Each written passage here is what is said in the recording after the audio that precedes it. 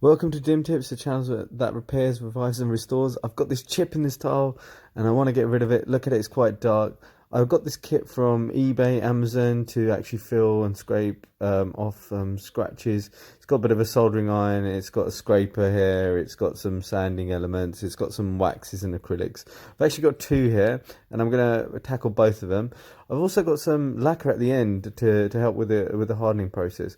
Well, the first step is to actually find out which of those acrylics or which of those wax elements are going to actually match your tile. Now I've got three here, and I tried to start with the most faded and lightest one, which closely matched the tile the most. And the next step was actually to heat up the soldering element or soldering iron. It's just a battery packed one, and it's not that powerful, so I didn't have to actually scrape into the actual hardened wax that was supplied, and then just actually smooth and apply it into each of the cracks. You can already start seeing that the darker elements of the tile where the crack or scratch is starting to fade, because there's a lot of gunk and debris within there. So it's just, all I was doing was actually just smoothing it in, applying it and putting a bit of pressure against the actual wax into the actual crevices of the tile. So it's just like effectively buttering toast, or a bit of plastering. So just smooth it in, and you'll find that actually after a little while you're getting closer and closer to the actual tile and matching process. It doesn't matter if you've got high spots, just keep at it and keep applying again and again until you got it to a smooth enough finish. You really want to watch out that you've not got too many low bumps, and what I found was keeping it as level as possible. If you've got some high bumps, that's okay, that can be dealt with afterwards. Okay, then the next step was going on to the next color in regards to the matching process. So here what I've done is I've gone for a bit of another lighter color. What I found, which is what you'll see, and please wait till the end of the video because you'll actually see the actual finished process, is that going with the lighter colors first, which closely represent your tile, is the best way to start. Then going for the darkest elements and being very liberal with the amount that you actually use, and similarly with the lighter elements. Okay, so now I'll let it rest for a little while and use the actual scraper that was applied. All we're really doing here, and what I was getting to, and you'll find this, is just getting it as close to level as possible and really getting it to a flat enough surface. It's not going to be perfect, it's not going to be ideal, but it's going to be good enough. And before I got into any of the lacquering process, I needed to give it a slight rub down.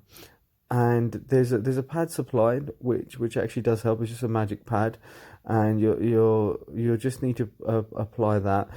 What I would say, which is, I was in a bit of a rush and I didn't bring my sanding paper, but I would have really actually should have sanded it down, looked at it from a number of angles to make sure it was as flat as I could get it, because you'll see at the end of the video there's just a little bit of high spots, but it's okay, it's not too noticeable. And then just applying the lacquer. So I just use this lacquer. It's for car scratches.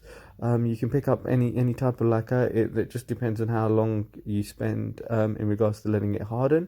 This one took a little bit of time, but I just applied the lacquer across the two scratches and bumps within the tile, and just let it smoothen out as much as I could.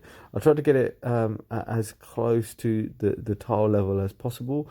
I did check it from various angles to see if it was okay. It was not bad at all, actually. Right, now I left it for a couple of days to just harden and got my sandpaper out. I just used 2000 grit and 3000 grit.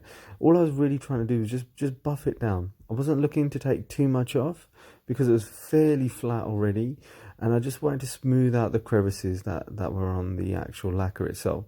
You can see as the lacquer's actually hardened, it's got a lot closer to the tile. So initially, you can get a little bit worried, but it was absolutely fine.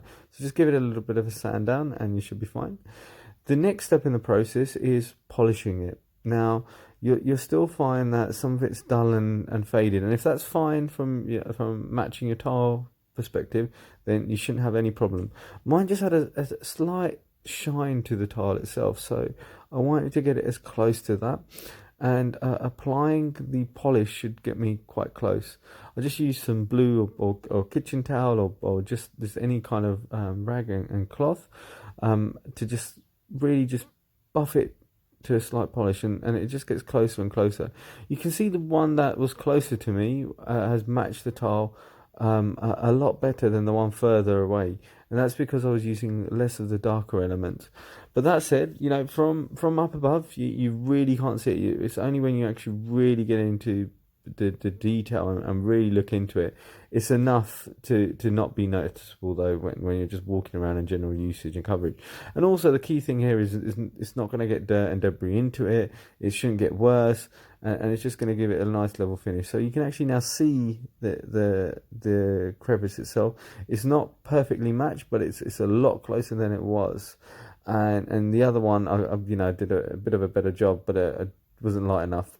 Anyway, thanks a lot for watching. Please do check out my other videos where I do revive and restore.